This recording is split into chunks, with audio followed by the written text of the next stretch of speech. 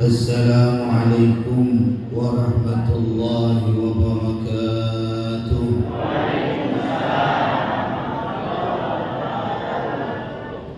Alhamdulillah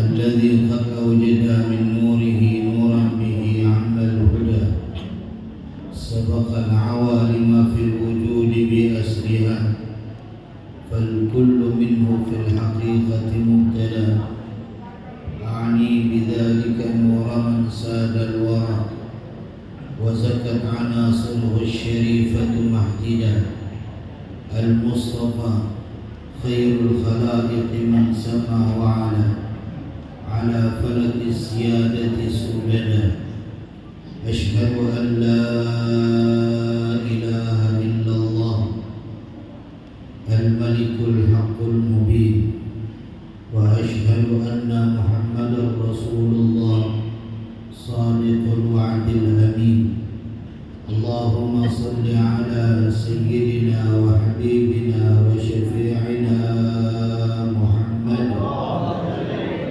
وعلى آله وصحبه وبارك وسلم وإن سيدنا محمدا قد بلغ الرسالة وأدى الأمانة ونصح الأمة ولقي الله حق ملاقيه. أما بعد, yang saya muliakan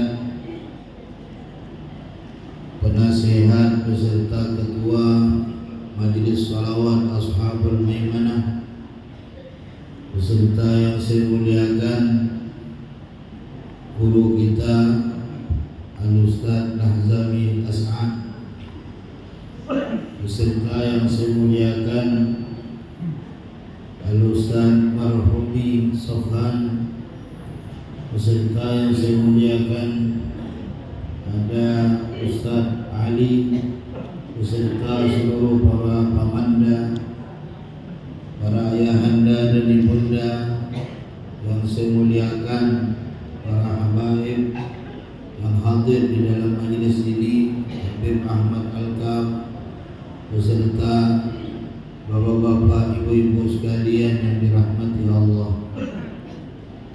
dan seluruh yang saya muliakan pengurus Masjid As-Salihin yang dimuliakan oleh Allah Subhanahu wa taala. Alhamdulillah, kita bersyukur kepada Allah yang telah menganugerahkan kepada kita nikmat iman dan Islam, nikmat sehat wal afiah dan keberkahan umur, dan nikmat yang terbesar di malam hari ini dimudahkan langkah kaki kita menuju Masjid As-Salihin untuk membasahkan lidah kita bersalawat kepada Nabi Muhammad sallallahu alaihi wasallam. Salawat dan salam kita sampaikan dan kita haturkan kepada junjungan kita Nabi besar Muhammad sallallahu alaihi wasallam, yang mana beliau Rasulullah telah membawa kita dari jalan yang gelap gulita menuju jalan yang terang benderang yang disinari oleh iman wal Islam. Bapak Ibu sekalian yang dimuliakan Allah, kesekian kalinya saya menyampaikan tausiah di majelis ini. Saya sudah menyampaikan bagaimana kecintaan para sahabat kepada Nabi Muhammad. Saya sudah menyampaikan bagaimana kisahnya para sahabat begitu cintanya kepada Rasulullah. Saya sudah menyampaikan di rumah Bapak Haji hari kemarin bagaimana tentang para sahabat, mereka selalu berburu akan berkahnya Nabi Muhammad. Maka segala sesuatu yang sulit, jangan lupa kita mengambil wasilah Nabi Muhammad SAW. Segala yang terkait kepada Nabi Muhammad itu nikmat. Tidak ada satupun para salafus soleh kita yang meninggalkan sholawat kepada Nabi Muhammad. Imam Malik, setiap beliau membaca hadis Nabi Muhammad, beliau bakar itu bukhur, sebagaimana yang kita bakar pada malam hari ini. Ketika ditanya Imam Malik, kenapa engkau membakar bukhur tatkala engkau membaca hadis Nabi Muhammad sallallahu alaihi wasallam, maka beliau menjawab, tatkala saya membaca Al-Qur'an, bukankah saya sedang berdialog dengan Allah Subhanahu wa taala, dan tatkala saya membaca hadis, maka saya yakin bahwa saya tidak jauh dengan Nabi Muhammad sallallahu alaihi wasallam. Rasulullah itu wafat pada pandangan basyariah, kemanusiaan kita Rasulullah wafat. Tapi hakikatnya Nabi Muhammad itu hidup. Innal anbiya'a ahya'un fi quburihim. Para nabi itu hidup di dalam kuburnya. Maka Imam Malik membakar bukhur. Kalau orang tidak paham, nengok berasap macam tadi, disibukkan Pak Muslim, isi lagi begitu asap tu kurang, nampak pula majlis tu, manggil jin nampak. Karena dia tak paham. Ada pernah satu saat orang WA saya, apa berasap-asap itu syirik, itu anu. Saya bilang, ayo kita pergi ke Arab atau lapor ke Dubes, Kedutaan Besar Arab Saudi. Kenapa pula di Arab tu keluar yang dari masjid berlombong jual benda ini? Betul tak? Keluar dari Masjid Nabawi itu banyak orang jual bukhur. Nukhbatul Ud wal Utur di situ dijual. Keluar dari Masjidil Haram banyak orang jual benda ini. Dan ketahui Bapak Ibu, setiap hari Raudhah itu diputar dengan bukhur, asap-asapan itu, sehingga kita wangi. Dan saya bukalah YouTube kau terjaya. Lihat bagaimana tujuannya tidak ada lain. Apa yang disukai oleh Nabi Muhammad ingin kita laksanakan. Kita ingin di ruangan kita wangi, karena wangi disenangi oleh Rasulullah sallallahu alaihi wasallam. Kita ingin setiap ungkapan dan ucapan solawat dari basahnya lidah kita pada malam hari ini disampaikan kepada Nabi Muhammad. Semua para imam itu mengajarkan kita untuk kedekatan kepada Nabi Muhammad. Dan di antara jalan orang-orang kafir ingin merusak Islam di akhir zaman, jauhi untuk mereka terhubung kepada Nabi Muhammad. Jauhi untuk mereka tidak bersolawat kepada Nabi Muhammad. Dan alhamdulillah, majlis ta'lim salawat ashabul maimanah kita semakin semangat mereka bersolawat. Saya berpikir, ya Allah, 1 minggu sampai 2-3 kali mungkin jamaah ni makin berkurang. Ternyata tak ada, makin bertambah. Kemarin waktu hujan-hujan di masjid tempat Pak Haji Jum tu, saya fikir ni tak ada lah jamaah datang ni. Rupanya Masya Allah, hujan-hujan pun mereka masih siap untuk datang. Kenapa? Karena kerinduan di dalam hati untuk berkumpul di mana majlis yang bersolawat dan mengucapkan salam kepada Nabi Muhammad. Imam Malik pernah mimpi Rasulullah. Dan mimpi Nabi itu adalah hal yang benar, hak. Mimpinya apa? Wahai Malik bin Anas, sampaikan salam saya kepada Muhammad bin Idris Asy-Syafi'i. Imam Malik mimpi Rasulullah, Rasulullah mengucapkan salam kepada Imam Syafi'i. Maka Imam Malik memanggil muridnya untuk menyampaikan kepada Imam Syafi'i bahwa tadi malam aku melihat Rasulullah dan Rasulullah mengucapkan salam kepada beliau. Adakah suatu kebahagiaan bagi seseorang umat ketika diucapkan salam oleh Sayyidina Muhammad sallallahu alaihi wasallam? Nama yang kita sebut ternyata rindu dan ingin untuk bertemu dengan kita.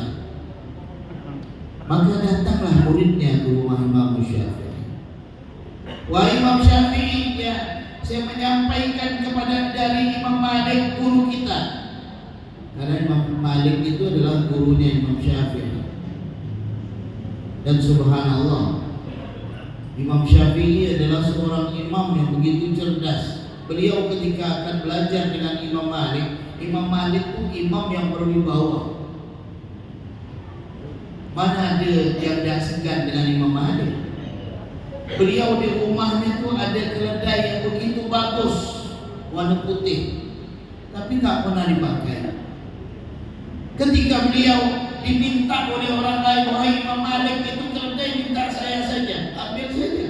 Kenapa itu keledai tidak kau pakai? Yang saya khawatirkan bukan saya tidak mau memakai.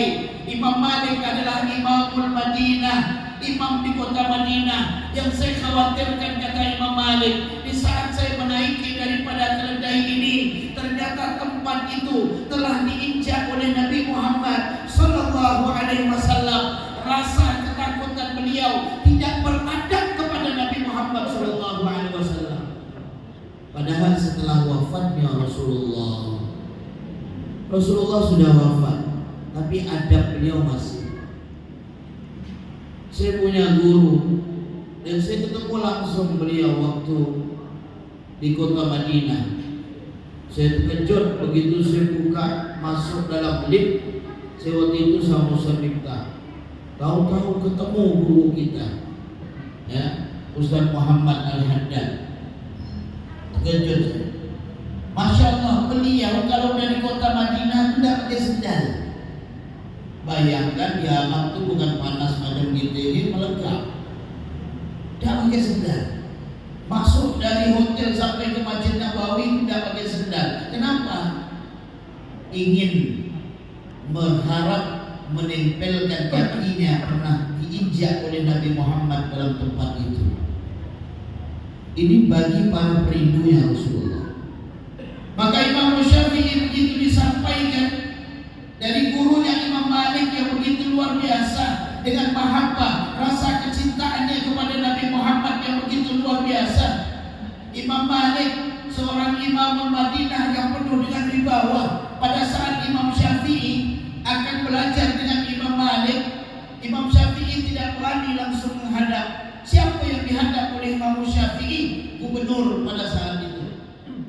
Wahai gubernur, ya, ada apa Imam Syafi'i? Boleh tak kawankan saya ke rumah Imam Malik? Kata gubernur itu apa? Wahai Muhammad bin Idris, engkau suruh saya pindahkan bukit itu, lebih mau saya lakukan daripada ketemu dengan Imam Malik. Ini kan kiasan saking wibawanya Imam Malik. Maka Imam Syafi'i pergi seorang, sampai di rumah Imam Malik. Assalamualaikum. Waalaikumsalam. Keluar muridnya Imam Malik. Ada apa? Kata Imam Syafi'i, sampaikan kepada Imam Malik saya ingin belajar dengan beliau, karena beliau seorang yang ahli di dalam hadis Nabi Muhammad, dan ada kitab beliau yang terkenal dengan nama Al-Muwatta. Maka kemudian masuk sang murid ke Imam Malik. Wahai Imam Malik, ya, ada di luar namanya Muhammad bin Idris, dia ingin belajar dengan antum. Kata Imam Malik, suruh dia hafal kitab Muwatta dulu, baru balik lagi ke sini. Keluarlah muridnya. Wahai Muhammad bin Idris, hafal dulu kitab Muwatta, baru balik ke sini. Apa kata Imam Syafi'i? Sampaikan kepada Imam Malik, sebelum saya datang ke sini, semua kitab Muwatta sudah saya hafal. Allahu Akbar. Coba kalau saya sama Ustaz Lazami didatangi orang macam ini, mau belajar, saya bilang hafal dulu kitab Riyadhus Shalihin. Lalu dia jawab, sebelum ke sini kitab Riyadhus Shalihin itu sudah saya hafal. Saya yang kebingungan, saya yang hafal. Begitu luar biasanya Imam Syafi'i.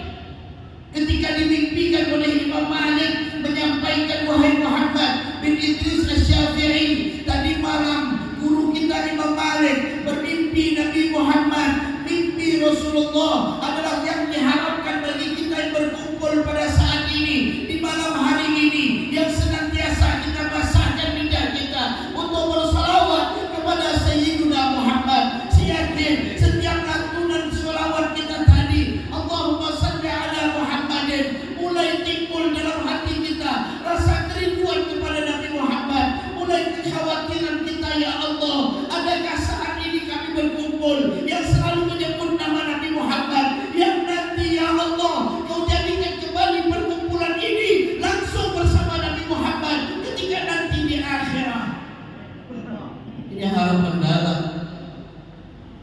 Mesti lihat bagaimana semangatnya Ustaz Lahzami, semangatnya Ustaz Ali yang alhamdulillah selalu hadir, ya. Semangatnya bapak-bapak, ibu-ibu sekalian, mulai timbul hakikatnya Nabi Muhammad.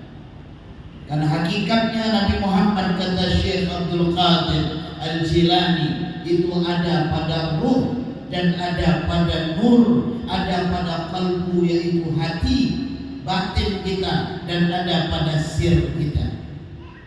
Itu hakikatnya. Maka tidak heran sesuatu yang terhubung kepada Nabi Muhammad, ada orang yang menangis dengan rasa kerinduan kepada Rasulullah, padahal mereka tidak pernah bertemu dengan Nabi Muhammad.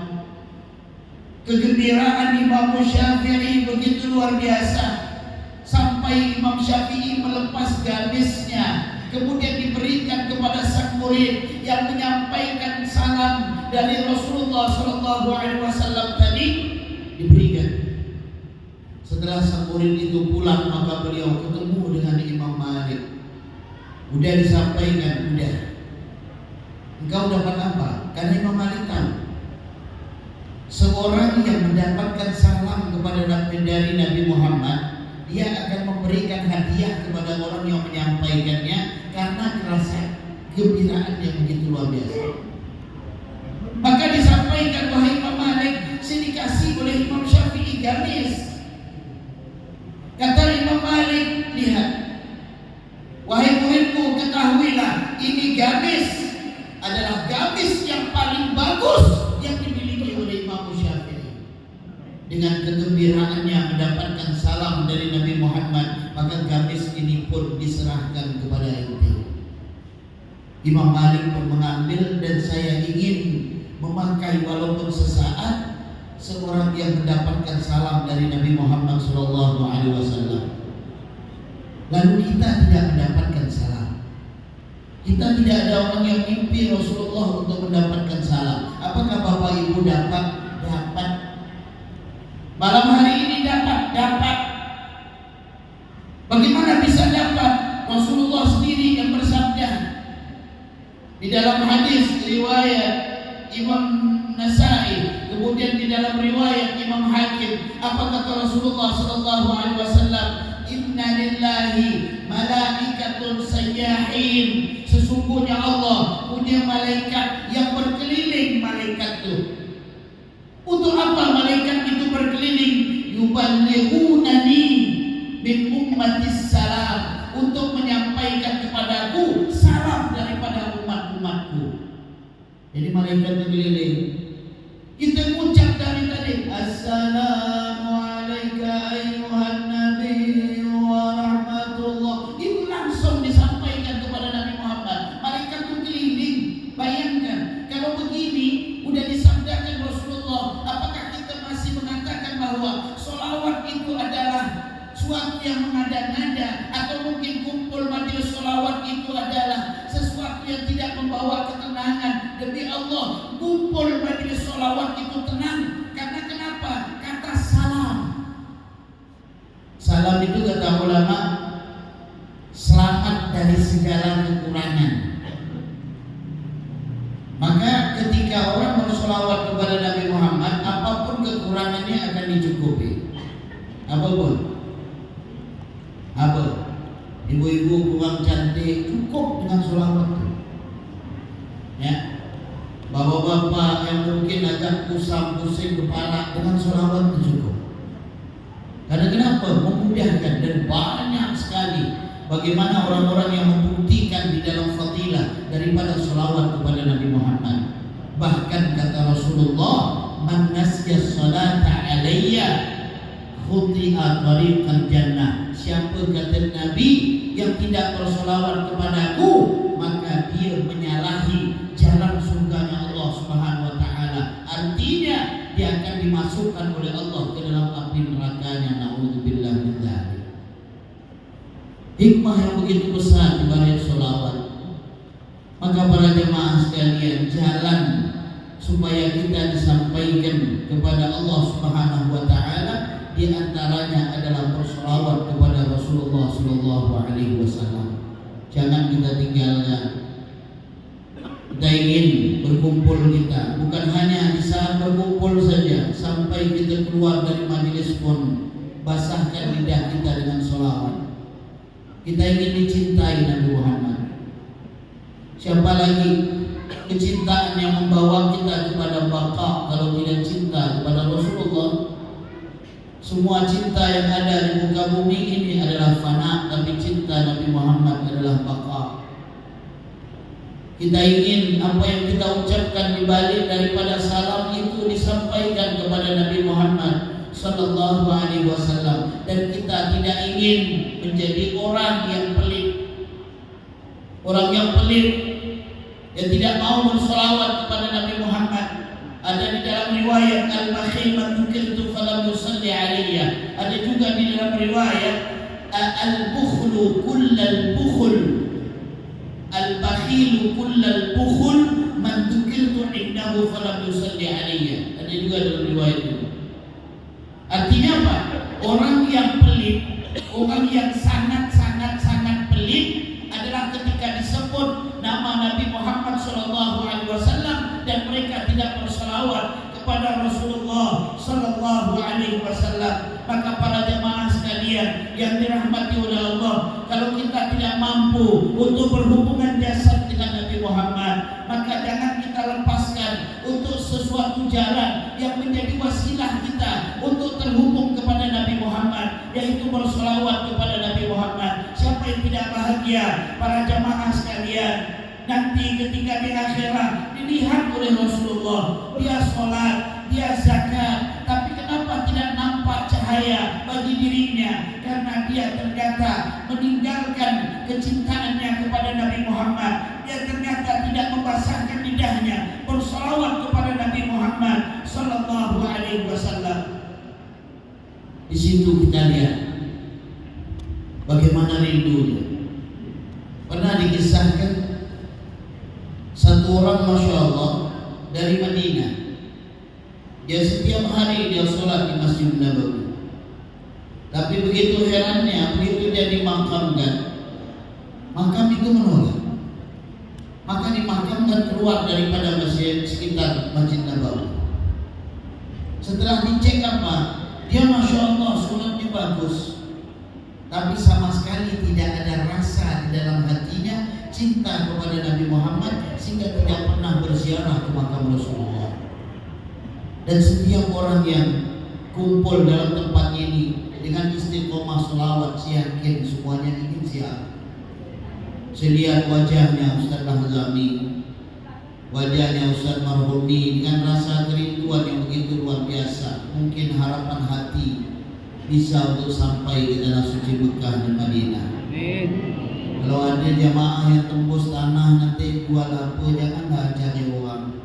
Cari ustaz-ustaz yang rajin sholawat tu mana, kumpulkan.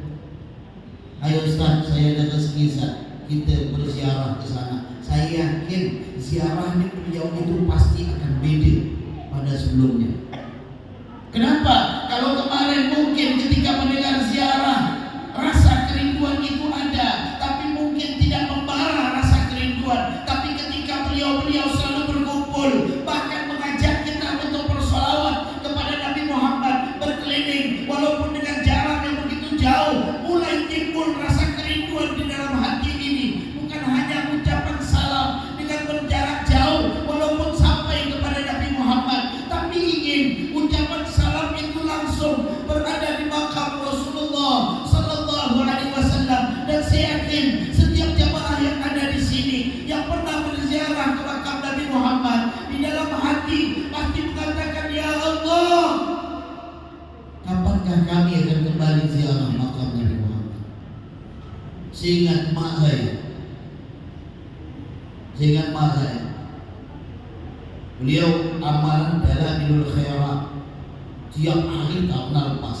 Sampai meninggal beliau, buku itu diambil lagi sama muda saya, Cengah. Tanya pada mana? Diambil dia.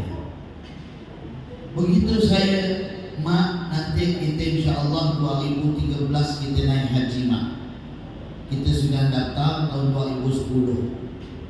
Lalu pada tahun 2011 awal mak saya bilang, Anas, nampaknya mak ini tidak sampai. Kenapa ulama? Karena mak ini hampir tiap hari mimpi makam Nabi Muhammad. Lalu apa hubungan tidak sampai? Dulu mak belajar sama Ustaz Yunus. Kata Ustaz Yunus, orang yang istiqomah dalam mengamalkan sholawat yang beliau terima dari guru-guru beliau, maka orang itu ketika ditampakkan makam Nabi Muhammad, berarti Rasulullah sudah rindu untuk berdampingan dengannya. Saya rasa tidak percaya, tapi rasa takut. Rasa takut itu apa? Jangan-jangan betul dan kemudian tidak sampai. Saya bilang ulama, insya Allah doakan sehingga nanti awal bulan tahun 2012 kita akan berziarah ke makam Nabi Muhammad. Kita akan melaksanakan tawaf di sekitaran Ka'bah. Maka kami pun datang umrah karena mak tiap hari nabung 50 dengan niat ingin sampai ke sana. Ternyata belum sampai tiba waktu kami melaksanakan umrah, betul mak sudah meninggal dunia dulu. Yang dijadikan pelajaran apa? Sholawat. Bayangkan para ulama itu sampai mereka berani mengucapkan, setiap orang yang rajin bersholawat kemudian mereka melihat makam Nabi Muhammad, maka mereka tidak lama pasti akan meninggal dunia. Kenapa? Rasulullah merindukannya sampai diucapkan itu, dan saya menyaksikan langsung dengan ucapan mak saya sendiri. Bayangkan, dan jemaah pasti tahu bagaimana hadirnya beliau walau sudah tua di majelis-majelis sholawat kepada Nabi Muhammad. Artinya Bapak Ibu, tidak akan merugi orang-orang yang bersolawat kepada Rasulullah. Walaupun mereka tidak sampai berziarah ke makam Nabi Muhammad, dan belum tentu orang yang sampai itu benar-benar sampai. Karena banyak pada akhir zaman ini sampai cuma tujuan untuk statusnya. Dia berada di Raudhah, status saya lagi di Raudhah. Dia berada di Madinah, lihat saya lagi di Madinah. Dia berada depan Ka'bah, lihat saya depan Ka'bah. Masuk syaitan dalam hatinya, sombong untuk sampai ke sana, bukan dengan niat hatinya, tapi dengan niat untuk memperlihatkan kepada orang lain bahwa dia berada di tanah suci Mekah wal Madinah. Hancur juga. Bukan niat untuk berziarah, tapi cuma untuk direkam-rekam saja. Hancur juga. Tapi kita walaupun belum sampai di tempat ini, kita bersolawat kepada Nabi Muhammad, kita tidak berziarah ke makam Rasulullah. Jarak bukan menjadi suatu yang terputus di dalam hubungan kita dengan orang yang kita cintai. Jarak yang jauh akan terasa dekat kalau itu kita rasakan dalam keadaan mahabbah. Maka di malam hari ini mudah-mudahan kita berkumpul di dalam majelis ini, dikumpulkan kelak bersama Nabi Muhammad SAW. Mudah-mudahan ya Rabbana dengan bihaqqi Sayyidina Muhammad wa ali Sayyidina Muhammad, sampaikan semua para jemaah majelis sholawat Ashabul Maimanah untuk berziarah ke makam Nabi Muhammad. Sampaikan semuanya ya Allah untuk meletakkan keningnya sujud di Masjidun Nabawi. Sampaikan ya Allah semuanya untuk melangkahkan kakinya tawaf di Ka'bah, melaksanakan sholat di Ka'bah, di sekitaran Ka'bah, di Masjidil Haram. Ya Rabbana, sampaikan semuanya untuk ziarah masjid yang pertama di kota Madinah, Masjidul Quba. Ya Rabbana, dengan kemuliaan Nabi Muhammad, natawassalu ilaika binabiyyika Muhammadin sallallahu alaihi wasallam an tarzuqana wal hadirin wal hadirat fi majlis salawat ashabil maimanah ziyarat Makkah wal Madinah ya dan haji wal umrah wa ziyarat qabri nabiyika Muhammadin sallallahu alaihi wasallam. Allahumma kama ba'athana fi hadzal majlis, ya Allah, sebagaimana Kau kumpulkan kami di majlis ini, ya Allah, kumpulkan kami bersama Nabi Muhammad. Jadikan kemuliaan salawat, ampunkan dosa kami ya Allah, ampunkan dosa kedua orang tua kami ya Allah. Jadikan kemuliaan salawat, rahmati kubur mereka ya Allah. Kumpulkan kami bersama mereka, bersama Sayyidina Muhammad. Dengan kemuliaan salawat, berikan kegembiraan datuk nenek moyang kami ya Allah. Serta dengan kemuliaan salawat, jadikan hati kami selalu tertanam dengan cinta kepada Nabi Muhammad.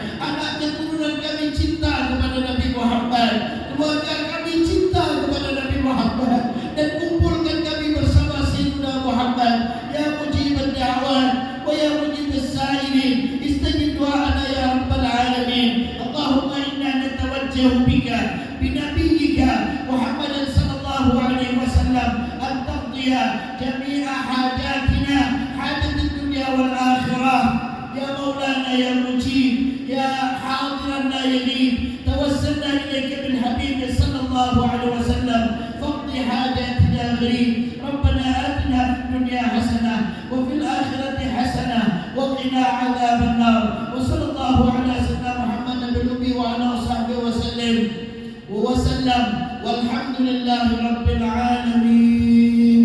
Mudah-mudahan hikmah ini bermanfaat bagi sekalian kita semua. Mohon maaf atas segala kekurangan. Subhanakallahumma wa bihamdika asyhadu an la ilaha illa anta astaghfiruka wa atubu ilaik. Assalamualaikum warahmatullahi wabarakatuh.